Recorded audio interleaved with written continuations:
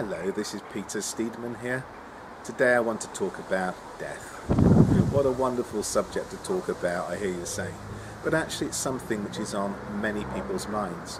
We're surrounded as we go through life by people that we know or hear of, people who have lost their lives either through accidents, through tragedy, through natural disasters, but even worse, sometimes there are loved ones who we go through the process of losing them, and animals too, and it leaves us lost. We feel often like we've lost a friend, someone who we thought, we hoped would be around us forever.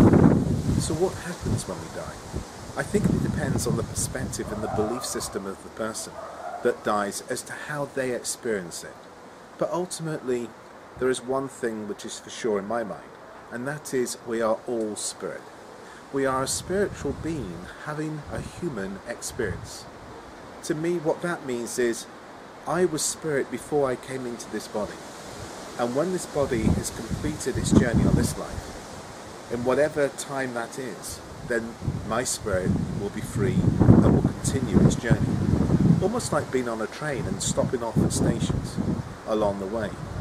And I think that for me, when I die, I will know very quickly where I am, because I've always been open and aware of spirits and souls who have already died. Since being a young person, I was very aware of feeling people around me who no one else could see. I was also very aware too of that feeling of sat down quietly in an evening and seeing shadows out the corner of my eye. And when I'd look, there'd be no one there. Have you ever had that at all? That usually is spirit. So what happens when they die? Well, many will talk about seeing the white light. Many will talk about hearing a voice calling to them. Many will talk about seeing their loved ones come to them, and maybe a loved one who is there calling to them. Many people have experienced being with someone who has taken the last breath, and just before they did, they would sit up in bed or they would smile and say, "Yes, I'm coming." What is it they've seen? Who have they seen? How wonderful that there was someone waiting for them. And to be able to see them and say, "What are you doing here? I thought you were dead." You know, as that old saying, they say that the spiritualists are dying to tell you that there is life after death. And I think that's quite funny, really, to think of it in that way. But imagine you go through life and you say, "You know what, when I die, that's it." Well, when you do die, your mind is still thinking the same thing. It's still thinking that that's it. So imagine how confusing that would be. Imagine what it would be like then. If you die and you don't know that you're dead, it's almost as if you are in a dream state. And imagine you go to the local church, to where the local vicar is sat there, and you tap him on the shoulder and you say, "Hey, can you help me? I don't know where I am. Well, you must know something." And the poor old vicar there is writing out his sermon for Sunday, can't hear you. All he gets is a shiver going down his back, a few goosebumps, and thinks, "Oh, I must turn the heating on in the church." You know, feeling a bit cold, and gets up and closes his book up and off he goes. How would that leave you as that spirit thinking, "I don't know who to talk to"? I know what. I'll go back to my family friend. He'd be down the pub. I'll go down and just tap him on the shoulder. Off we go down to the pub, and there's his mate there in the pub having a few drinks, probably because he's having a few drinks because he's lost his mate. So the friend comes in and sees him there and says, "Hey, get one in for me." No response. "Hey, get one in for me. You know, it's your turn." No response. All he sees is his mate sat there, a few tears coming down his cheek. So what will he do then? He'll probably get quite annoyed and probably start shouting in his ear. He sees his mate sat there with his drink, probably, gosh, ear's a bit strange today, a few popping noises. How frustrating would that be?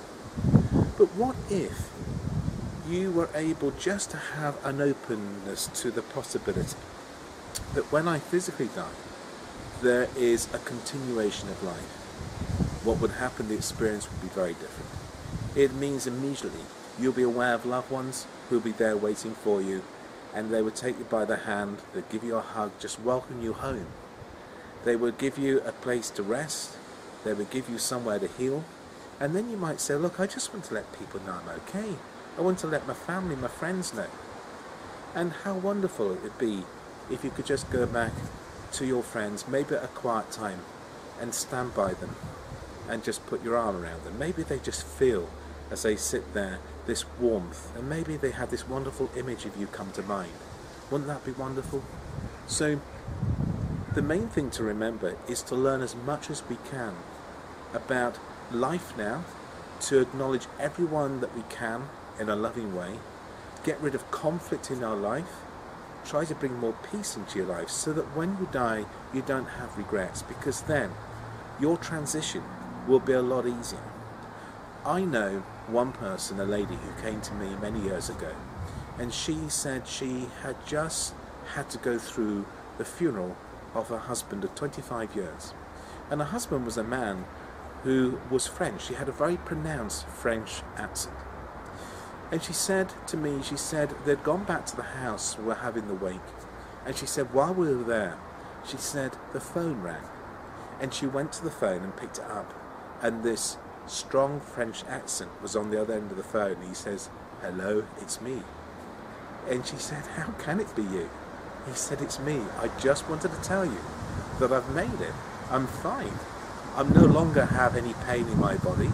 I've got friends around here. I want you to let you know that it's okay. And I'll always be watching over you." And she said no one could have taken on or imitated that accent. She said, "I knew it was him." And she said, "I never doubted again." And she said, "You know what, it was just a celebration of his life." And she said, "I always felt him around me." How wonderful to have that experience. There are times where there are people who get so attached to a home that they've lived in for many years, they can't leave that home energetically after they've died. So the spirit stays around that home. This is often where you get a case of going to a house or being in the house and you feel someone watching you or you feel uncomfortable. Imagine if you are the person who lived in that house and died in that house, or had been taken off to an old people's home, and when you died you thought, you know what, I don't know where I'm going to go back to the house I lived in. I was happy there. You're in that house as this spirit who's died but don't know you're dead, and someone moves in. They might knock a cupboard out, they might pull out all your old carpets, move their furniture in. How would you feel? And so, not surprising that people get bumps in the night and knocking on the wardrobe door and creaks on the floor. They're not all bad people, they're just thinking, you're in my home. So what you can say to someone like that is say, you know what, it's time to let go. That you can now be at peace. If you wish to come and visit, you're very welcome. Thank you for letting us come and live in this home you looked after and looked after you. And so there are many instances and cases of life after death, the process of dying. And I guess the one thing I must address before we finish is that when someone has gone through a tragic accident, so therefore there's a suddenness to the death, they often are in shock, so they're not aware they've actually died. And they can still be feeling confused, there could still be some memories of pain or discomfort even though they're not in pain. And so that also can allow someone to hang around for a while. They feel quite earthbound. So if you're aware of anyone like that, even if you're not close to them, send them a few thoughts. Think of them by name and just ask that they would be at peace, and just say that to look for the light around them and to notice that they can now let go of all the pain and all the shock, and just ask that they would be at peace. And that will always reach out to them, particularly when they're feeling that they're in a dark place and it feels very confusing. And that would be something really wonderful that you could do. And so I will probably talk about this subject again, because there's many other things I'd like to share with you. But if you find it interesting what I talk about, if you've got any other things you want me to talk about, please leave a comment after at the bottom of the YouTube clip, and please let me know. But thanks for watching anyway.